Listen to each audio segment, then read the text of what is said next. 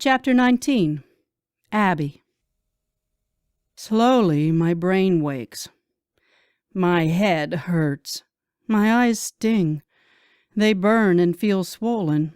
My body is sore and achy, as if I have been on the treadmill for hours. Despite all the hurt, though, I feel oddly comfortable and warm. The room is still dark.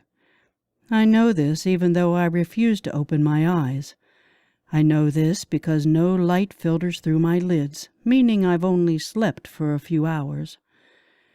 Twisting slightly to stretch out my limbs, I notice a number of things almost all at once.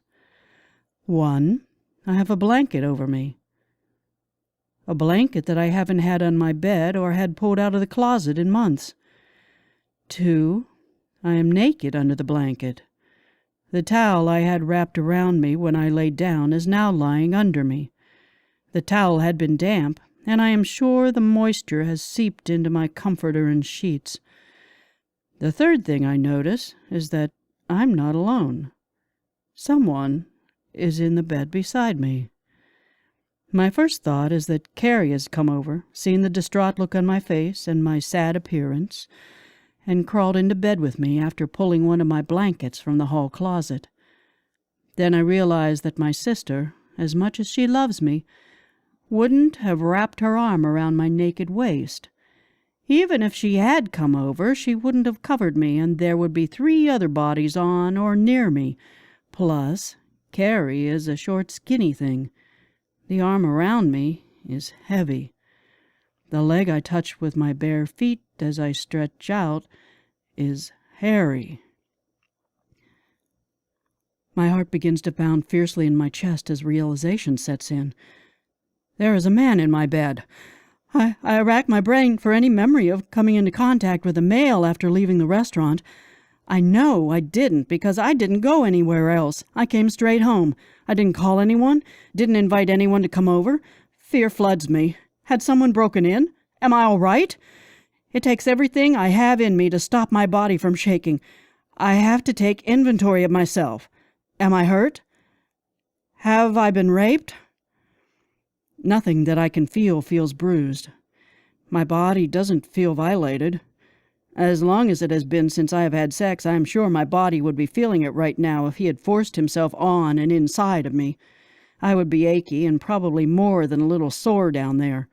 I feel none of that. This fact calms me a little, but it doesn't help explain who is in my bed and why. Who would have felt comfortable enough with me to crawl up next to me while I was naked? Come to think of it, considering what I feel pressing against my bottom, who would feel comfortable enough to be naked with me? With the complete comprehension of the fact that there is a naked man curled up next to me in my own bed, and I know it is my own bed because I recognize the feel and smell of my own blankets, I fling the blanket off me along with the arm of the unknown man. I scramble from the bed, grab the lamp from the nightstand, rip the shade off it, turn on the light, and shine it directly into the man's face. For a second, the sight of him knocks me off my guard. He is absolutely the most gorgeous man I have ever seen, and he is Dimitri. He looks exactly like the flyer. I can't stop my eyes from roaming his naked body, which is completely bare to me, considering that I had flung the blanket into the floor. He is damn near perfect. I'm unable to stop the sudden heat that flushes my body and pulls into the center of me. What the... he mumbles, waking and shielding his eyes from the light. Who are you? How did you get in my home? I scream and shove the bulb end of the lamp at him as if it is a poker. He doesn't answer. He only lies there looking at himself in the bedroom.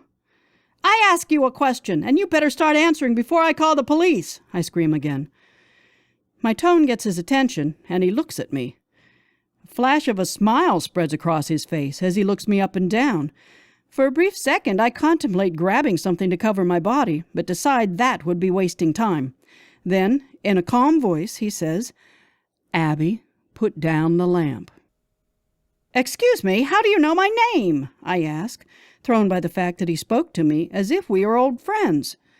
Abby, it's me, Dimitri, he says, half amused, half weary.